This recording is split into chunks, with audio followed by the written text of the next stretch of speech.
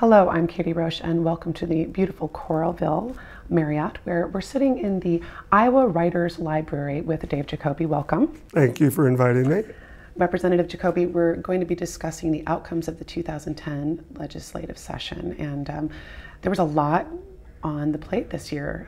When I looked at the issues, there was about 90 issues that were brought to the table. About 43 were dealt with in some capacity, and another 47 were set aside, perhaps to be revisited. What were some of the successes of the session for you? Well, it was a great year. The 2010 session was very successful considering the budget that we had to deal with when we first came in. I think we came out with a very responsible budget, and also we adequately funded education, our kindergarten through 12th grade, the community colleges, and of course our own University of Iowa. One of the challenges, of course, in shortening a session, and the reason we shortened the session from 100 to 80 days is because everyone's tightening their belt. In a recession period, everyone has to cut back, and that's what the legislature did. We cut back from 100 to 80 days. We were very successful. It was around the world in 79 days. We finished one day ahead of time. The good news is we worked very hard. We worked 16-hour days and through weekends, and we got good work done. The negative part of a shortened session is that a lot of citizens aren't able to follow the legislation as it flies through. So I think there's some things we can learn. I want to continue working long hours, but then again, we want to make sure that the information is getting out to citizens on what bills we're working on so they have time to act and react to them. Now, some citizens are saying this is a good idea to permanently shorten the session. How do you feel about that? Do you think it's a good idea? Well, I think it's a good idea if there's a way that we can get the information out to them on a more timely basis. Some of the bills came through committee on a Monday, and 2 days later they were on the floor. I think sometimes the bills need at least a couple weeks to get information out to concerned citizens on what we may or may not do and the reactions to those bills. In fact, I like to go home over a weekend and talk to neighbors or even have forums so you can throw that information out there and get some reaction to it.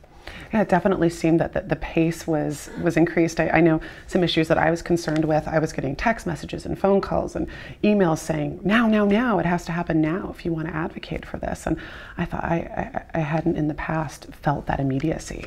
So it really moved quickly. So that is the major negative, is that it moves so quickly, and some people are electronically in tune with what's going on. Some rely on someone talking to them or calling them saying, here's an issue you might be concerned with.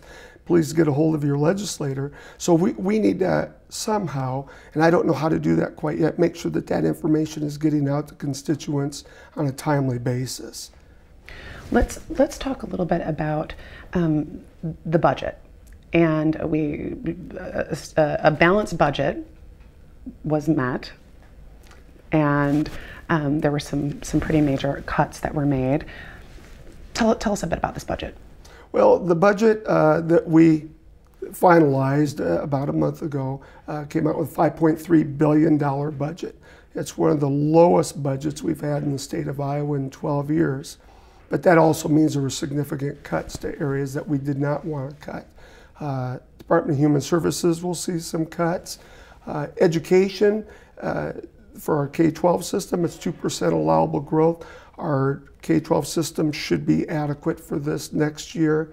The university and the community colleges saw straight line funding, so we shouldn't see any layoffs in those two entities. But the problem is growth. How do we grow, and how do we move on? We did set aside money for rail, and some people said, well, if we have $5 million for rail, should we use it elsewhere?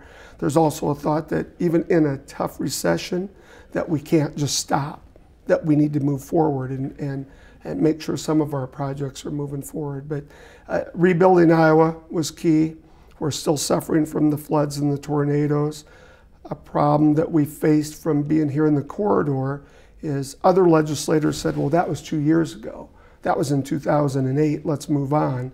And for us in Coralville and Iowa City and Cedar Rapids, we're still in the middle of that reconstruction. We're still and there's still many needs. So we need to make sure we meet those needs so that cities can get back on their feet. And that's cities and small businesses and residents that are still struggling.